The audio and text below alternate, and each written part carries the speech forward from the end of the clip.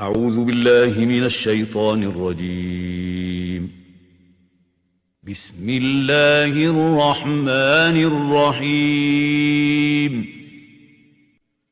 الحمد لله الذي أنزل على عبده الكتاب ولم يجعل له عوجا قيما لينذر بأسا شديدا من لدنه ويبشر المؤمنين الذين يعملون الصالحات أن لهم أجرا حسنا ماكثين فيه أبدا وينذر الذين قالوا اتخذ الله ولدا ما لهم به من علم ولا لآبائهم كبرت كلمة تخرج من أفواههم إن يقولون إلا كذبا فلعلك باخع نفسك على آثارهم إن لم يؤمنوا بهذا الحديث أسفا إنا جعلنا ما على الأرض زينة لها لنبلوهم أيهم أحسن عملا وإنا لجاعلون ما عليها صعيدا جرزا أم حسبت أن أصحاب الكهف والرقيم كانوا من آياتنا عجبا إذ أوى الفتية إلى الكهف فقالوا ربنا آتنا من لدنك رحمة وهيئ لنا من أمرنا رشدا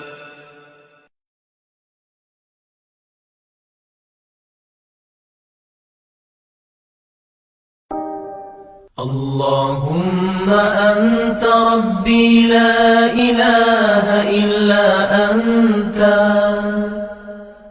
خلقتني وأنا عبدك وأنا على عهدك ووعدك ما استطعت أعوذ بك من شر ما صنعت أبوء لك بنعمتك علي وأبوء بذنبي فاغفر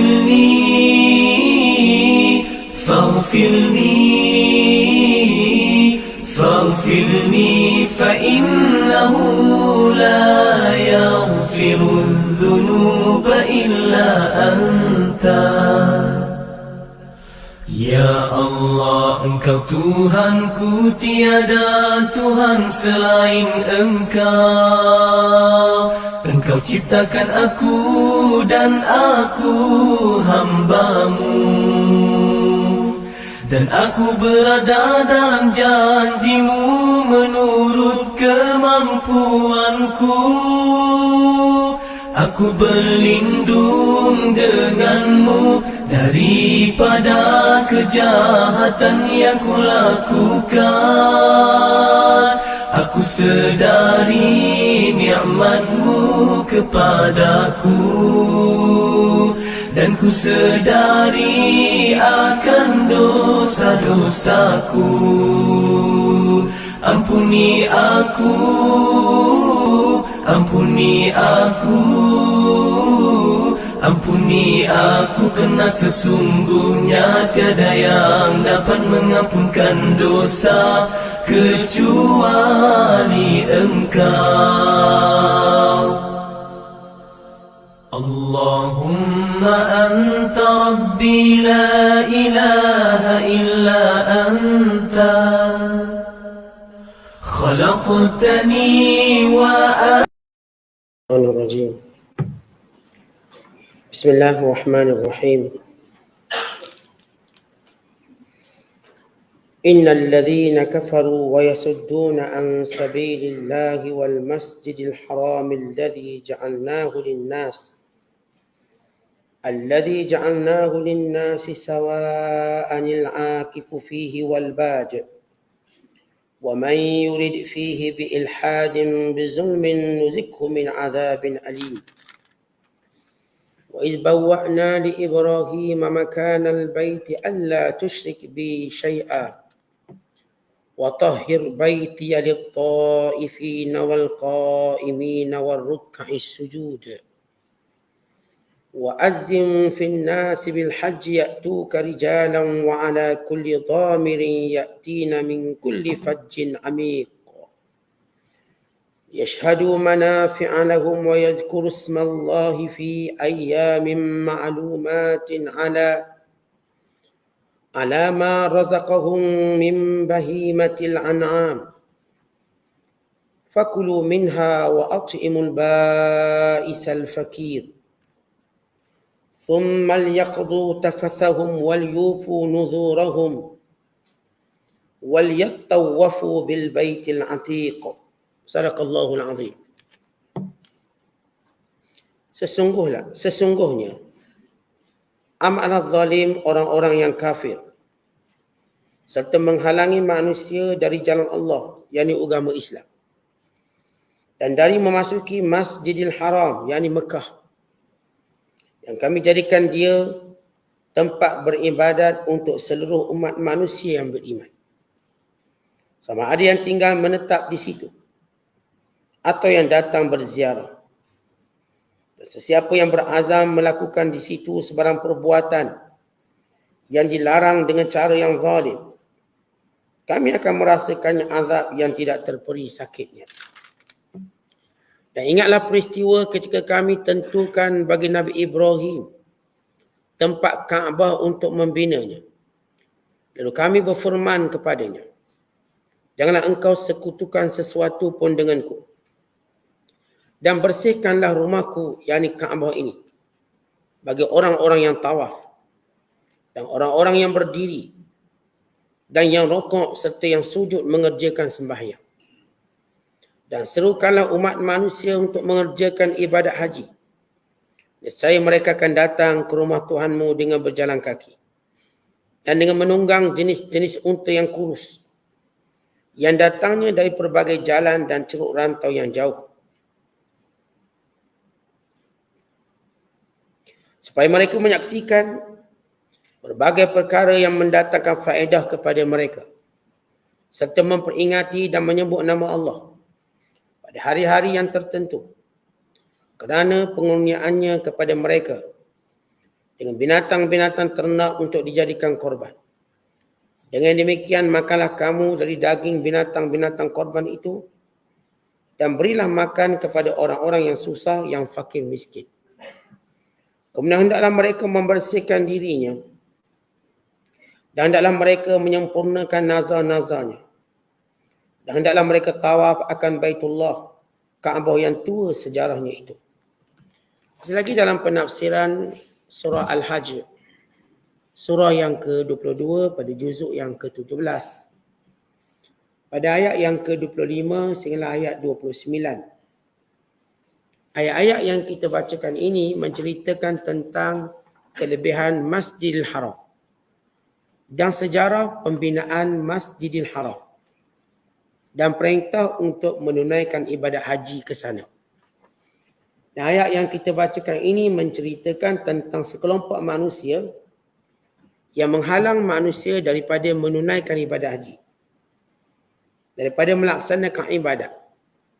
Mereka dikategorikan atau disebut oleh Allah sebagai kelompok golongan yang kafir. Supaya semua mengetahui bahawa yang menghalang manusia daripada menunaikan haji hanyalah orang-orang kafir. Supaya semua yang namanya pemerintah, yang namanya orang yang terlibat dalam urusan ibadat haji hendaklah memudahkan supaya manusia dapat melaksanakan ibadat haji. Kata Allah, innal ladzina kafaru, sesungguhnya orang-orang kafir, wa yasudduna an sabilillah, dalam keadaan hal mereka itu senantiasa menghalang manusia daripada jalan Allah. Allah menyebut tentang sifat orang kafir.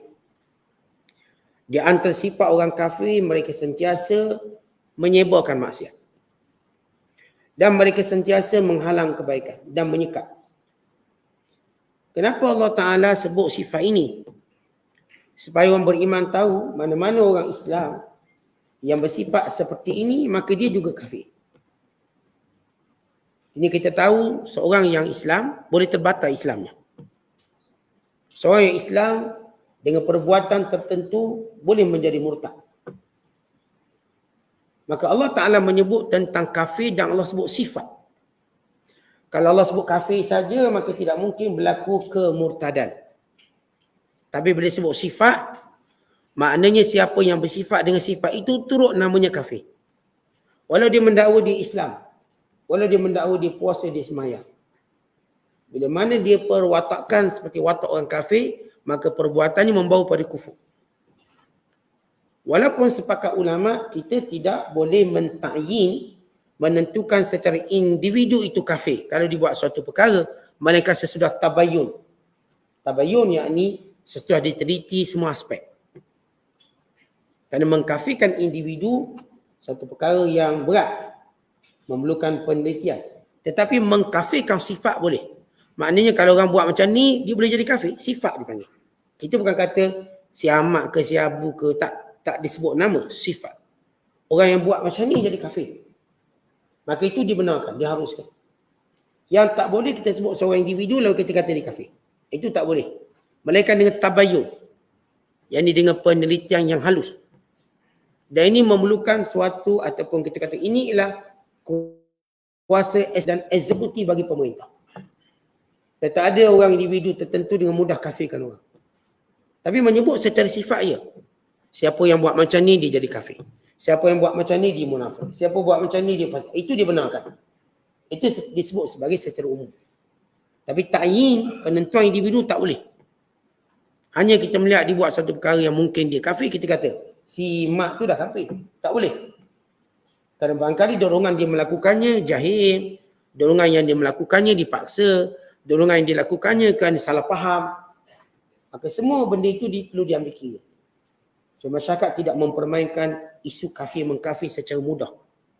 Kerana isu kafir mengkafir bukan, kita katakan perbuatan orang awam, bukan peranan orang awam. Tapi menyebut sifat je, sifat.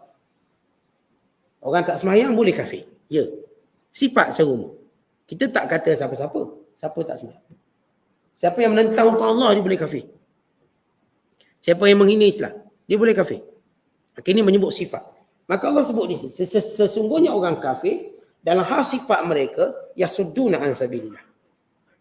Sentiasa menghalang manusia daripada jalan Allah. Wal masjidil haram, dan menghalang manusia daripada mendatangi Masjidil Haram. Sebab turun ayat ini kata Ibn Abbas, diturunkan kepada Abu Sufyan dan pada pemimpin musyrikin Mekah.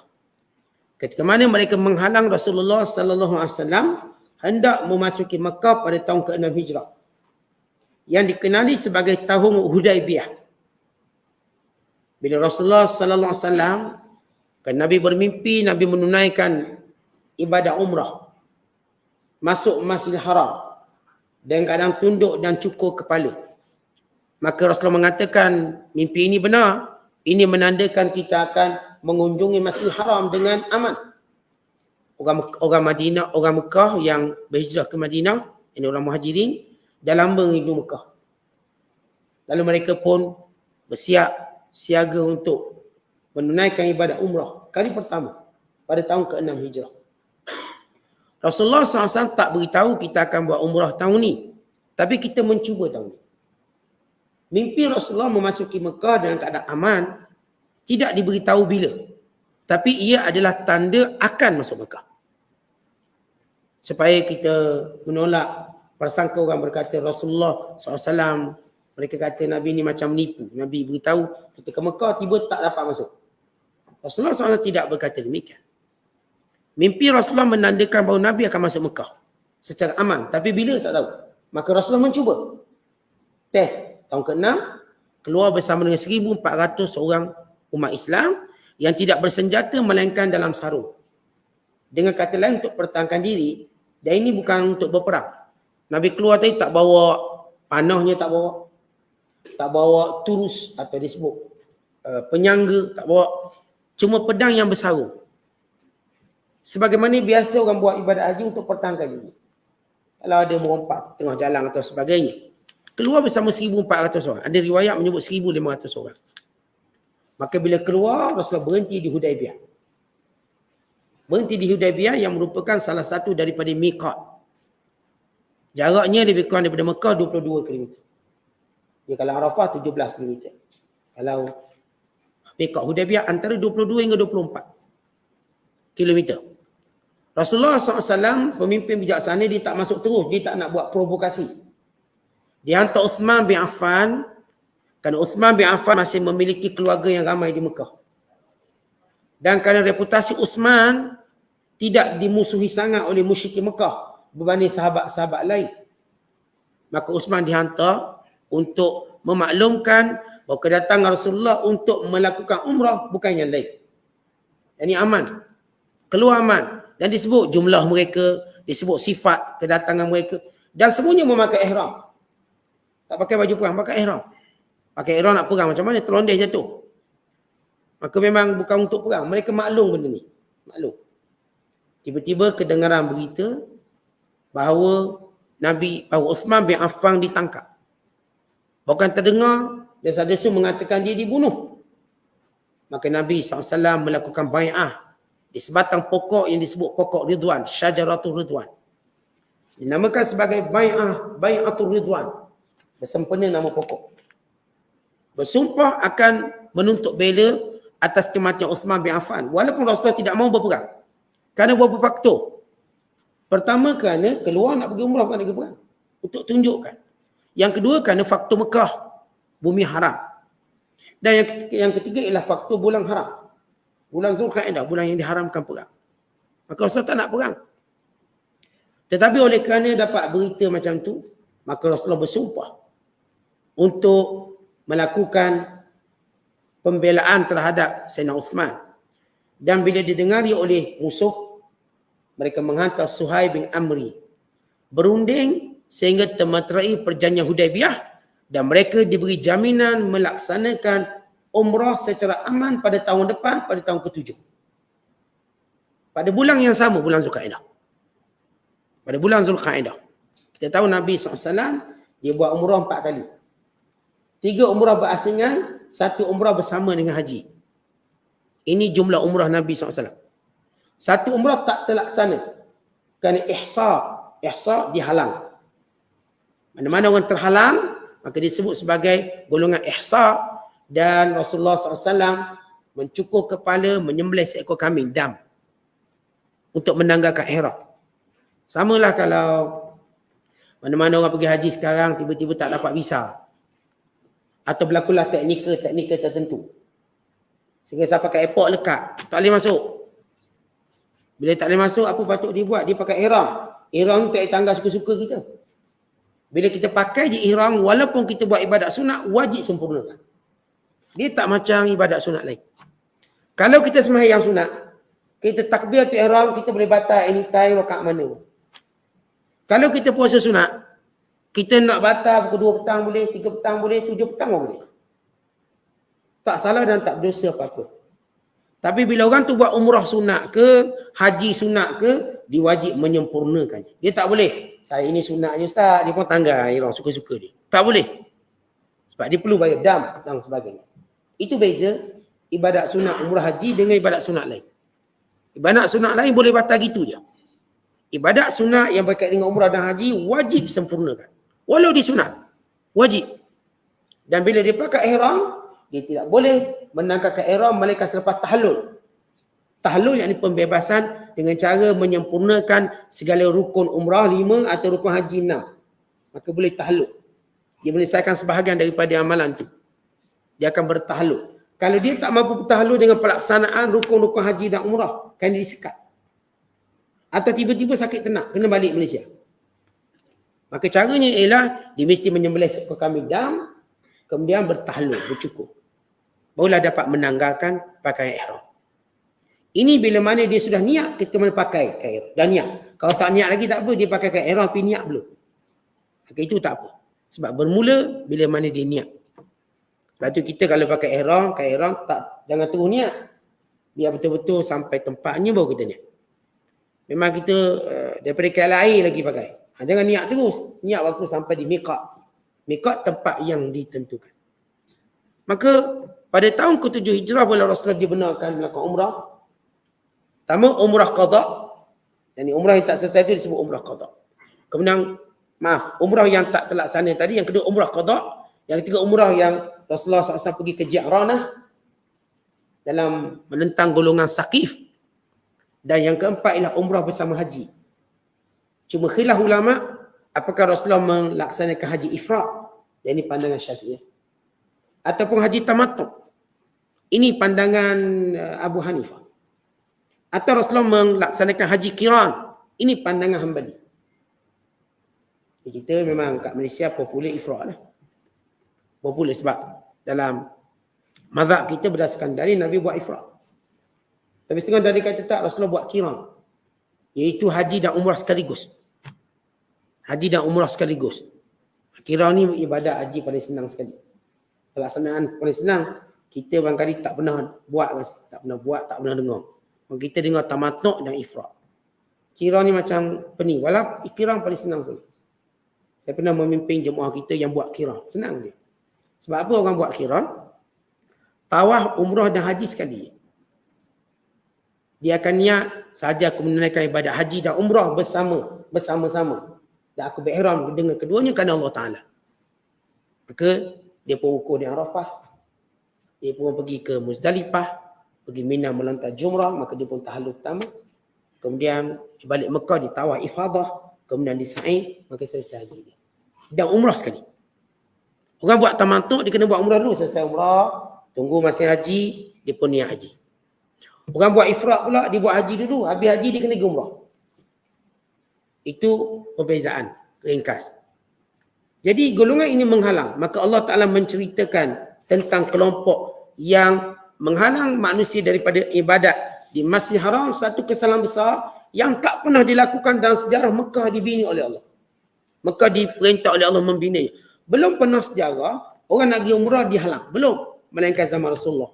Yang buatnya adalah Abu Sufyan. Dan juga pada pembesar musyrik Mekah ketika itu. Maka turun ayat ini mencela perbuatan mereka. Kemudian Allah Ta'ala menyebut alladzi ja'alnahu lin-nas, ya Allah jadikan Masjidil Haram ini, yakni Kaabah itu kepada manusia sawaan, sama hak, bebas dalam melaksanakan ibadat tanpa dihalang. Al-akifu fih wal bad, sama ada kita katakan al-akifu, yakni orang-orang yang menunaikannya sama ada dia duduk di tempat itu atau dia dalam keadaan musafir, dia pun nak buat haji atau umrah. Dia panggil al-akif yang duduk di situ. Wal bad, bad ni artinya orang yang katakan kita ke Jeddah, tiba rasa nak buat umrah, pergi sana. Dia panggil bad. Secara tawari, secara mengejut nak buat. Tak perlu nak maklum-maklum. Maka ini panggil wal bad. Yang melaksanakan secara mengejut. Dia tak adalah nak duduk Mekah tunggu seminggu dua sebelum buat haji. Macam kita biasa jemaah tabung haji, kita pergi awal-awal tunggu untuk buat haji.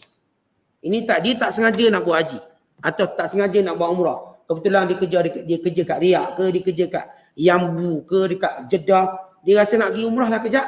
Pergi pagi balik petang. Dia jumpa jemaah ataupun orang Malaysia. Dia memang kerja sana. Dia pun tengok, dia kenal kita. Ustaz, kita awak dari mana? Dia pun sebut satu kawasan. Bila kita orang datang pagi, Ustaz, petang balik. Sebab dia memang kerja di situ. Maka ini disebut sebagai al-bad. Bak ni bukanlah dia menetap di Mekah untuk buat umrah ataupun untuk buat haji. Tapi dia orang mendatang. Kadang-kadang kita mungkin ada mesyuarat di Jeddah misalnya. Buat umrah kejap. Dululah kita dulu, sekarang tak boleh. Dulu bila kita transit kat Jeddah, kita boleh bohong buat umrah sekejap. Saya transit kat Jeddah 11 jam sebelum pergi ke Qatar. 11 jam. Lama 11 jam. Kalau kita pergi Mekah buat umrah, sempat siap. Dulu dibenarkan. Sekarang tak boleh. Tunggulah dalam bilik kecil atau kawasan menunggu tadi, sampailah sambung penerbangan. Pergi 11 jam, balik 9 jam. Transit. Lama. Artinya itu dipanggil bad. Yang kita tak lancang apa-apa, tapi kita nak pergi. Kata Allah, sawaan. Sama je. Hak bebas melakukan umrah. Al-aqifu fi, yang memang bersedia untuk buat. Wal bad, ataupun orang yang tiba-tiba nak buat. Maknanya tak ada orang ada kuasa menghalang. Satu benda yang menarik yang disebut oleh Muhammad Hassan Didu, seorang ulama kontemporari terkenal hari ini. Bila beliau mengkritik Arab Saudi, dia kata apa? Ini satu nokta baik. Dia kata Mekah adalah milik umat Islam. Maka apapun keputusan yang nak dibuat tentang urusan haji dan umrah, mesti memasukkan ataupun mesti bawa bersama negara-negara Islam lain runding. Saudi tak boleh buat keputusan seorang diri. Itu bukan hak dia. Dia cuma menjaganya. Maka bila nak buat satu qara dan keputusan, dia mesti beritahu ke negara-negara Islam yang lain. Sebab dia penjaga, dia bukan pemilik. Maka ini suatu teguran keras.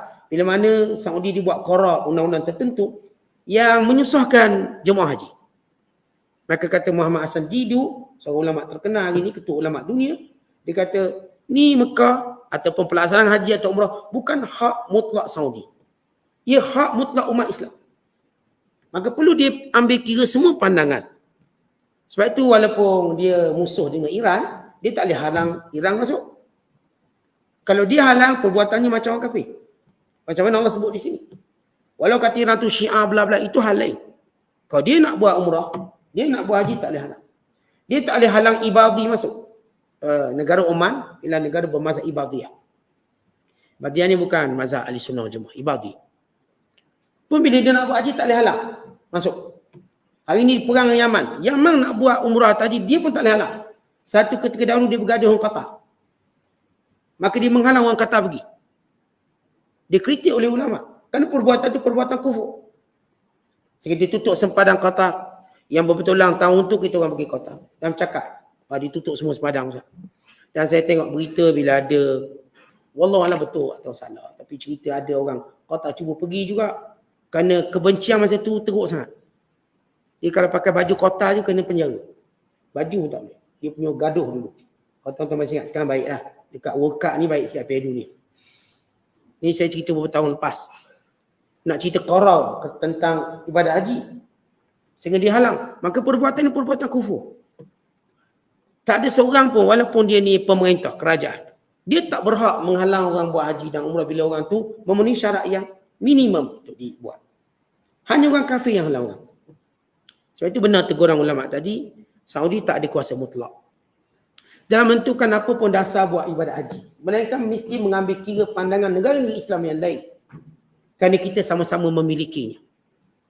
Cuma dia jaga. Dia macam tanah wakaf lah, tanah wakaf. Dia cuma jaga amanah. Dia tak boleh buat sesuatu yang merugikan dari sudut manfaat wakaf. Tak boleh buat. Dia perlu mengambil kira semua. Termasuk negara-negara Islam ini. Baik, ini sedikit dia katakan istidrakat, satu komentar. Wa man yurid fihi bi ilhad. Siapa yang cuba melakukan niat nak buat benda-benda jahat kat Mekah. Sebab dia tanah haram yang mulia. Nuzikhu, kami akan menimpakan padanya min azabin alim, azab yang pedih. Kat Mekah, kebaikan kita buat berganda 100,000 kali ganda. Apakah 100,000 kali ganda? Hanya solat. Kerana disebut dalam hadis Nabi SAW, solat di Masjid Haram bersamaan dengan 100,000 solat di masjid lain. Solat di Masjid Nabawi bersamaan 1,000 solat di masjid yang lain. Dan solat di Masjid Aqsa bersamaan 500 solat dalam compare masjid yang lain. Apakah 100,000 ini hanya khusus untuk solat ataupun kebaikan yang lain? Maknanya kalau kita sedekah, adakah diganda 100,000 atau tidak? Kalau kita buat apa-apa ibadat lain, puasa ke, apakah dapat 100,000 ibadat? Atau kita melakukan apa saja ibadat sunat, zikir dan sebagainya. Ataupun kita hilang slipper kat Mekah. Dapat tak 100,000? Kita beli slipper tu 100,500 misalnya. 100,000, 1.5 juta dapat. Apakah ganda itu pada semua? Khilaf ulama. Sebagian ulama melihat pengkhususan 100,000 hanyalah kepada solat saja. Tidak pada yang lain. Sebab itu sunat, banyakkan sunat. Tetapi Al-Imam Ibn Hajar Al-Haythami menyatakan bahawa pengkhususan tadi untuk semua ibadat. Al-hasanatu fil haram bimi'ati hasanah. Di bawah satu hadis. Kebaikan di tanah haram menyamai 100,000 kali ganda. Tak kira benda lain. Tuan-tuan sedekah pun 100,000. Dan pendapat ini dicendung oleh Imam Ibn Hajar Al-Haythami. Dan kalau orang buat jahat pula, apakah digandakan atau tidak?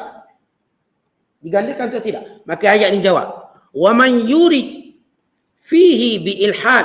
Siapa yang ingin berkeinginan untuk melakukan di Masjidil Haram dengan apa yang disebut sebagai ilhad. Ilhad artinya suatu perbuatan yang tujuan menganiaya, tujuan menzalimi, tujuan untuk mengambil hak orang lain, tujuan untuk melakukan penindasan, maka semua perbuatan ini, maka dosanya akan bertambah. Sebab itu bila kita duduk kat masjid, jangan fikir nak gaduh dengan orang. Jauh sekali nak ambil hak orang lain. Disebut dalam sebab turun ayat ini. Rasulullah pernah mengutuskan sahabat untuk suatu operasi. Sahabat yang diutuskan bernama Abdullah bin Unais dan dua orang sahabat lain daripada Muhajirin dan seorang lagi daripada Ansar.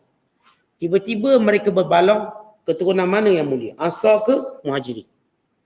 Gaduh punya bergaduh sehingga Abdullah bin Unais marah. Maka dibunuh orang Ansar. Dibunuh orang Ansar dan dimurtad dari Islam dan ditinggalkan Mekah. Dia lari ke Mekah. Maka turun ayat ini. Siapa yang melakukan kezaliman, walaupun dia berada kat Mekah, maka Allah akan timpakan azab yang pedih-pedih. Ini cerita seorang lelaki. Maka lelaki ni kita tak panggil sahabat lagi lah. Kerana berbangga dengan keturunan, akhirnya tak puas hati dibunuh kawan dia. Di kalangan orang Ansar. Dan dia rasa takut kerana ditarik oleh Nabi SAW, dia pun murtad. Keluar dari Islam.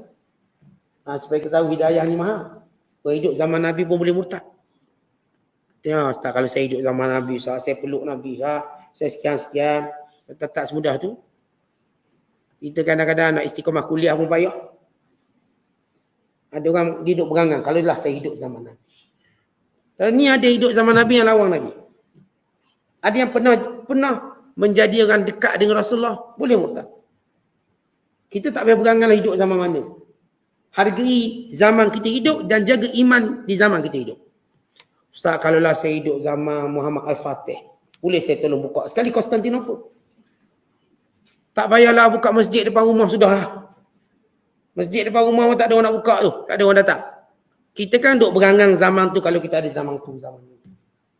Bertuahnya orang dulu, Ustaz, dia begini. Tak payah, kita dah bertuah ni dengan Islam yang Allah beri pada kita, jaga elok-elok. Tak payah nak berangan zaman lain. Ustaz, kalau kita hidup zaman Mak Kilau, sedap Ustaz. Tak payah lagi nak tengok wayang kita. Penyokong Mak Kilau. Sedap. Tuan-tuan jangan duk berangan sangatlah. Yang tuan-tuan tengok dalam TV tu, yang betul satu je 99, bohong lah ke. Boleh terbang bagai tak ada, bohong. Saya tak tengok, saya agak lah. Kita kan kalau bertumbuk macam tu, terbang sana, terbang sini. Meletup sana, meletup sini. Arti dengan kata lain, bila Allah beri kita duduk zaman ni, bersyukur kita di zaman ni dan jaga iman kita. Tak payah kata, kalaulah saya hidup zaman Rasul. Kalaulah, tak payah kalau. Kerana hidup di zaman tu ada menjadi musuh Rasulullah. Walaupun mereka saudara Nabi. Yang hidup zaman tu, walaupun kenal Rasulullah, bohong Rasulullah. Yang hidup zaman tu, walaupun dengan keaslian Mekah, pun dia tak nak pergi haji. Ustaz duduk, kalau pergi haji dulu kan senang Ustaz, tak payah visa-visa. Apalah kita hidup zaman ni kena visa, kena bayar lah tu visa. Dulu kan senang, naik unta je pergi. Tuan-tuan dulu yang senang-senang pun ramai yang tak pergi. Ramai yang tak pergi. Jadi kita jangan cerita zaman.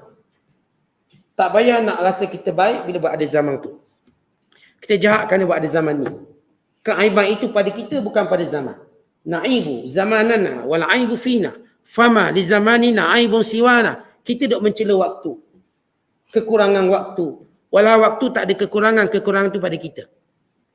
Tercela tu kita. Kita hidup zaman mana pun kalau kita jaga iman kita, insya-Allah baik kita. Kita akan bertemu dengan Rasulullah satu hari nanti. Tak perlu nak berang hidup zaman Tok Kenali lah, zaman Tok Guru tu lah, Tok Guru sedap Ustaz, zaman Tok Wali. Kita duk berangang. Tetapi kita nak tahu kita ni betul tak betul. Tengok zaman kita sekarang, kita hidup ni kita iltizam tak dengan kebaikan yang ada pada zaman sekarang. Kalau kita sendiri tak iltizam dengan kebaikan yang ada sekarang, kita juga tak mampu iltizam pada kebaikan yang ada zaman dulu. Kebaikan yang ada sekarang, majlis ilmu dan sebagainya. Mampu tak iltizam? Tak. Kalau hidup zaman dulu pun serupa kita. Serupa. Takut-takut jadi pengikut Abdullah bin Ubay bin Salul kita ni. Jadi jangan kita melihat kepada zaman dan bercita-cita dan berangan-angan. Lihat pada realiti dan berusaha untuk jaga. Kemudian kata Allah SWT selepas menceritakan tentang sejarah Mekah.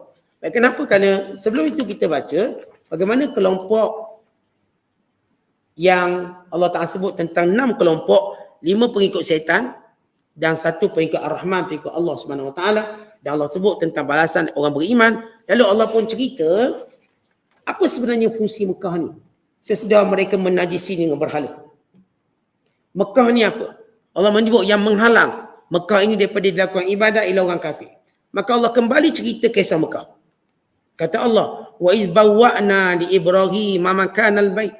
Ketika mana kami menetapkan kepada Nabi Allah Ibrahim. Kata bawwa'na ai uzkur iz ayyannahu wa bayyannah. Ingatlah ketika mana kami beritahu pada Ibrahim tempat yang tertentu untuk membina Kaabah. Kisahnya bila berlaku banjir zaman Nabi Nuh, maka Mekah pun hilang tapak dan tanda dia.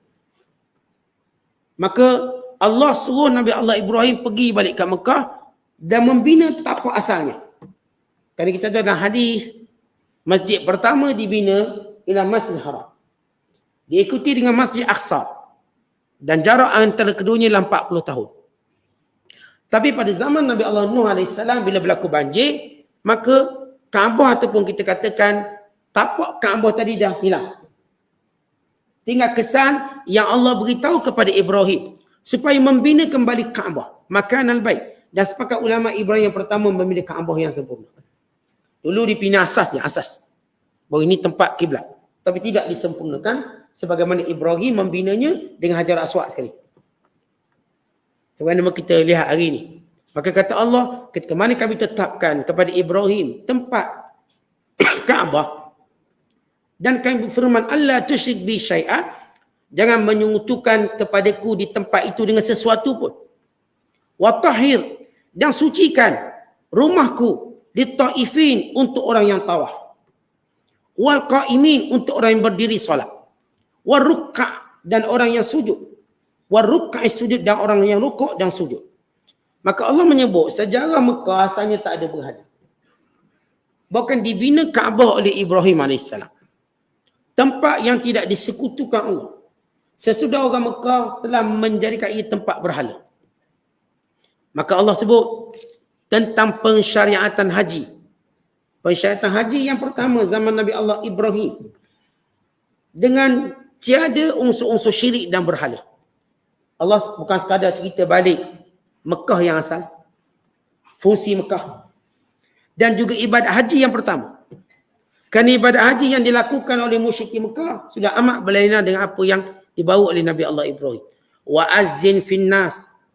Maka isyiarkan, laungkan, umumkan kepada manusia wahai Ibrahim. Bil hajj, dengan kefarduan haji. Selepas tamat bina Kaabah. Ya'tuka, mereka semua akan mendatangimu. Rijalan, dalam keadaan berjalan kaki. Wa ala kulli dhamirin, dan menunggang unta kurus. Apa maksud menunggang unta kurus? Asal menunggang unta ni gemuk, dek jauh perjalanannya sampai kurus. Asal unta ni kenyang, dek jauh perjalanannya lapar dan kurus dan dahaga. Kan itu disebut kadang dhamirin. Memberi maksud kenderaan ni bila sampai ke destinasi, sampailah kenderaan ni nampak kurus. Untuk menunjukkan jauh mana pun jarak kita, apa pun masyarakat kita pergi. Sama ada yang dekat dengan jalan kaki atau yang jauh dengan menunggang unta. Walaupun unta tu jadi kurus dek panjang perjalanan. Walau kebiasaan unta ni, kalau dia berjalan sebulan perjalanan tak kurus lagi. Okey lagi. Sebagaimana kebiasaan mereka bawa unta daripada Mekah menuju ke Syam atau Baitul Maqdis. 40 hari. Belum cukup kurus lagi. Tapi Allah nak gambarkan kalaupun jauh perjalanan pergi. Macam kita hari ni pergi kapal terbang walaupun berapa puluh ribu kilometer pergi. Tak ada istilah jarak jauh. Pergi. Lagi mana ada kenderaan yang boleh bawa kamu. Walaupun apa pun masyarakat asalkan selamat. Pergi. Walau apa pun bayaran dan kamu mampu maka pergi. Walaupun sampai kurus poket tu. Pergi. Duk bayar-bayar sat kurus poket. Orang dulu kurus unta, orang sekarang kurus poket. Tak apa pergi kalau kamu berkemampuan. Pergi. Nanti kalau mati dan keadaan kita berkemampuan, kita tetap ditanya. Kita tak boleh beralasan mahal lah itulah. Mahal ke murah mampu tak? Mampu. Pergi. Bukan cerita mahal murah. Sebab kita bila hal-hal duniawi, bila mahal kita tebang juga beli. Mahal harga rumah tu, belilah. Kalau tak beli sekarang, beli lagi. Nanti lagi akan datang lagi mahal Ustaz. Dia pun belilah rumah. Ustaz ni mahal tapi kalau tak beli sekarang, nanti lagi mahal. Maka beli. Maka kita kan dunia, duk bebek mahal-mahal pun beli 2-3 juga.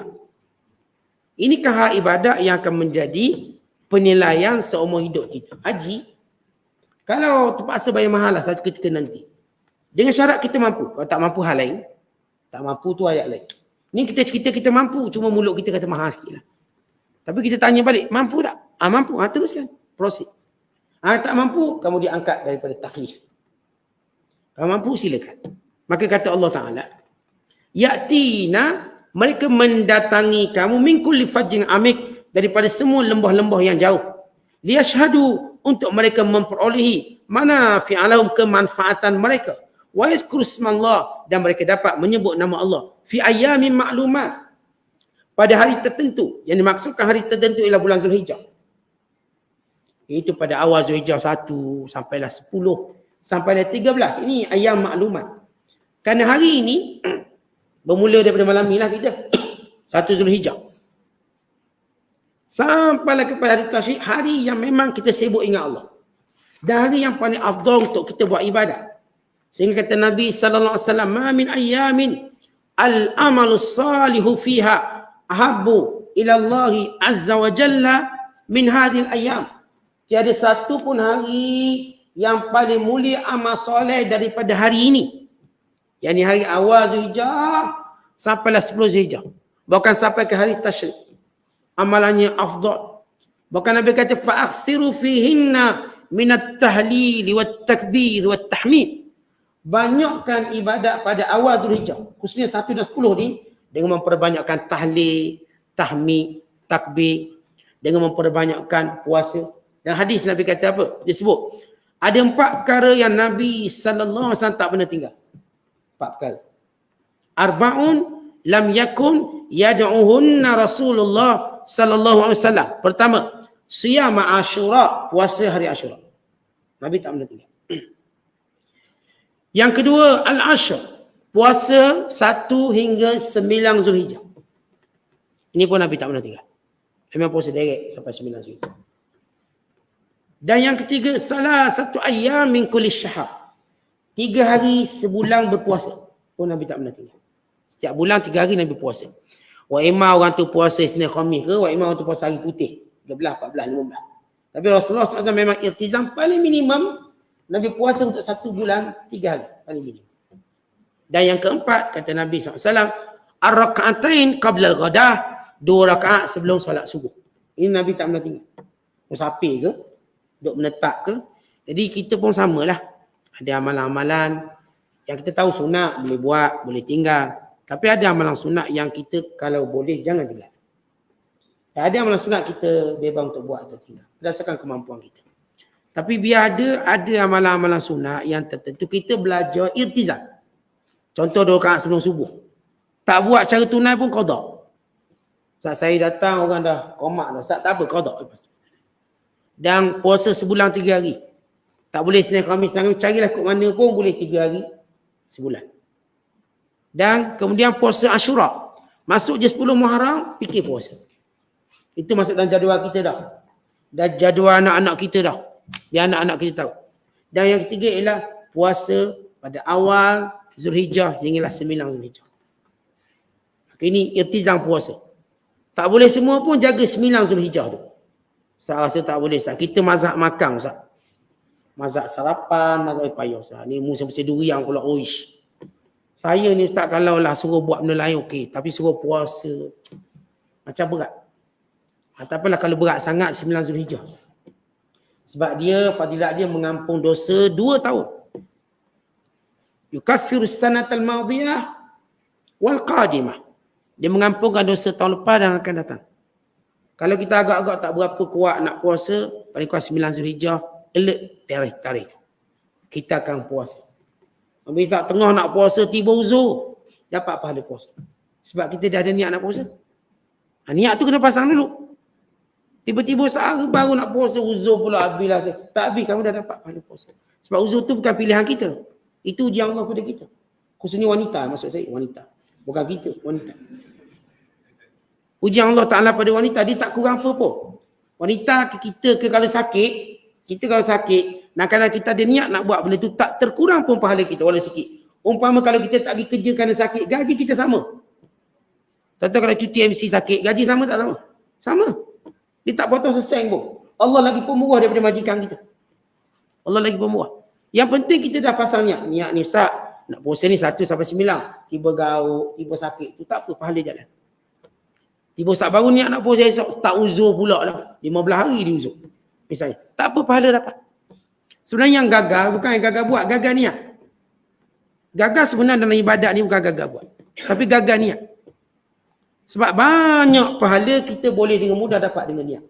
Tapi niat pun malas. Sebab tu pasal niat awal-awal saya nak puasa ni Ustaz. 1/9 saya nak puasa. In case ada apa-apa, itu urusan lain. Tapi niat tu ada. Saya nak puasa 9 Zulhijjah. Saya nak qiyamul lail. Sebab kita tahu malam ataupun ada ibadat khusus pada bulan Zulhijjah ini. Selain daripada ibadat korban. Bagi kita semua yang berkemampuan. Ibadat puasa. Ibadat sedekah. Memperbanyakkan solat. Qiyamul lail. Ini semua yang disunatkan kita lakukan pada hari-hari ini. Yang kelebihannya cukup besar. Kelebihannya cukup banyak.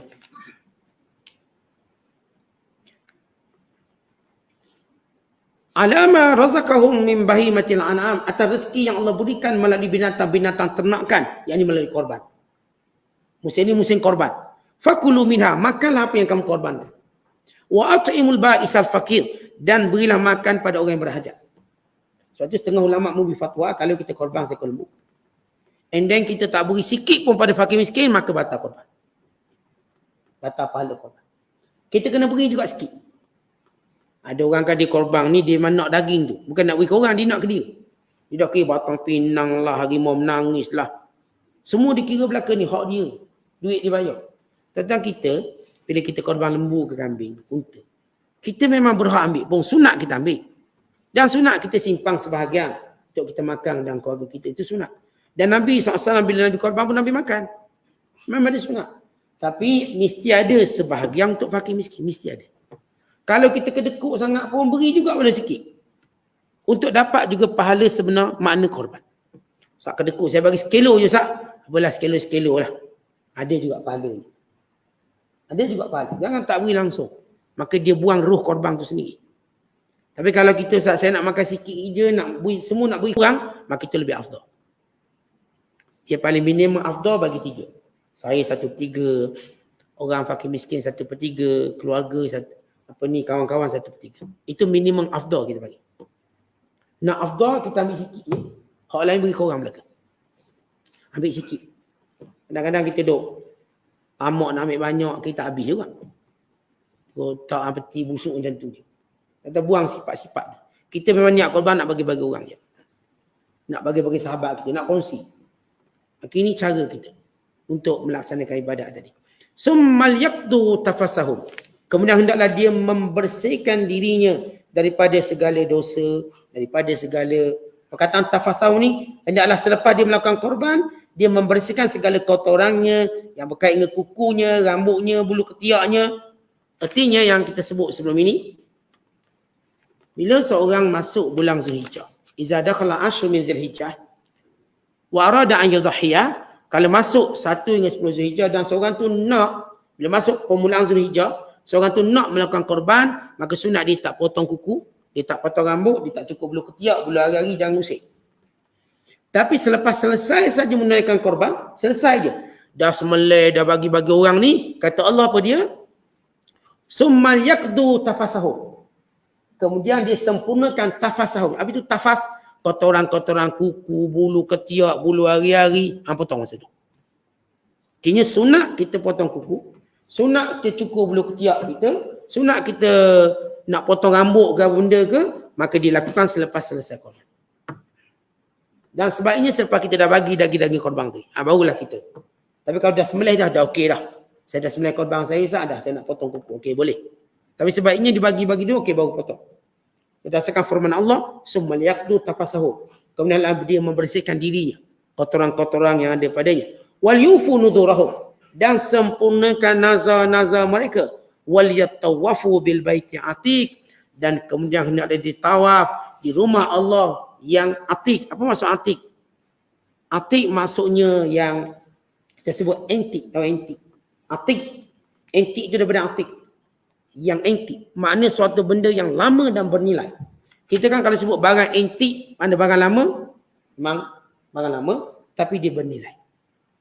Dia beza dengan sampah. Dia beza dengan kita katakan yang kita nak buang ni. Ni antik, lama dan bernilai. Itu kalau dia antik, lama bernilai, harga dia cecah juta-juta lah. Ni ada orang jual kasut Nike sampai juta harga dia. Padahal tak boleh pakai dah kasut tu. Tapi kerana dia dalam kategori antik. Sebab rare, walaupun sebelah je dia, sebelah. Siapa nak pakai sebelah? Tapi jualnya juta. Kerana dia antik. Penilaian. Itu hal benda-benda duniawi macam itu. Apatah lagi Kaabah. Sifatnya antik dibina zaman Ibrahim. Lama, nilainya tinggi. Maka kita berbangga bila nak dapat tawaf di Kaabah ini. Sebab itu bila kita ke Mekah, umrah ke haji, sunat orang macam kita lah yang datang dari jauh, memperbanyakkan tawaf. Mas Tengah menyatakan memperbanyakkan tawaf lebih mulia daripada memperbanyakkan solat. Bagi orang luar Mekah. Orang yang duduk Mekah, lain. Orang duduk Mekah sebab dia duduk ngadap Kaabah tiap-tiap hari. Orang macam kita. Maka bila kita ke Mekah, sunat tawaf banyak kali. Bahkan sebagian ulama menyatakan tawaf banyak kali lebih baik daripada umrah banyak kali. Kerana fokusnya pada tawaf. Nak cerita tentang kelebihan tawaf. Sebab apa? Sebab tawaf ni kita tak jumpa kat lain. Kalau kita balik Malaysia, dia tak tawaf. Sembahyang ada. Kita boleh sembahyang tak masjid, boleh sembahyang apa benda pun. Cuma beza tempat. Tapi tawaf tak mungkin. Tiba-tiba kita pun tawaf. Tawaf lah ustaz tak laki pun kita tawaf boleh juga. Kita orang panggil gila. Tawaf lah mana-mana tiang. Hanya di Mekah kita boleh tawaf. Sebab itu, bila kita ke Mekah banyakkan tawaf. Dan saya selalu cakap dengan jemaah ni, jemaah saya ni kalau awak ke Mekah, awak mesti target tawaf berapa kali? 30 set, 40 set, 50 set. Dan seorang hamba Allah, dia kata, Ustaz, saya nak buat 35 set. Mana 7 kali 35. 35 lengkap. Dia buat. Setiap kali kita jumpa Kak Ali, kita tanya, doktor, dah berapa dah? Sikit lagi Ustaz, sikit. Tapi bagus dia tak target. Sampai dia dapat cecah 35 kali tawaf. Zuhur, Asar, Maghrib, Isyak. Ya, benda tu memang tak ada kat mana-mana. Jadi kalau kita ke Mekah, kita kurang tawaf, rugi kita. Sebab penatlah tawaf. Penatlah sebab kita duduk jalan laju sangat. So, slow sudah lah. Ni masalahnya kita tawaf ni rushing. Memanglah penat. Cuba tuan-tuan jalan macam jalan kat Imak tu, penat. Atau jalan kat Pasar Raya kat Mall, kan tak penat. Ya, itu dimari pun tak apa. Tapi bila kita macam buat tawaf tapi nak cepat siap, memang penat. Dia bila dalam otak tu ada perkataan nak cepat siap. Dia macam terkejar siap. Memang penat. Tapi kalau kita santai sambil muhasabah, sambil fikir, kita kenal balik sejak kita mula berakal balik sampai kita besar macam ni, nikmat yang Allah beri pada kita. Dia fikir. Kita fikir pula perkahwinan kita daripada dulu sampai sekarang dengan nikmat yang banyak. Kita fikir pula cara ibadat kita dari dulu sampai sekarang. Ni duk fikir-fikir tak sedar.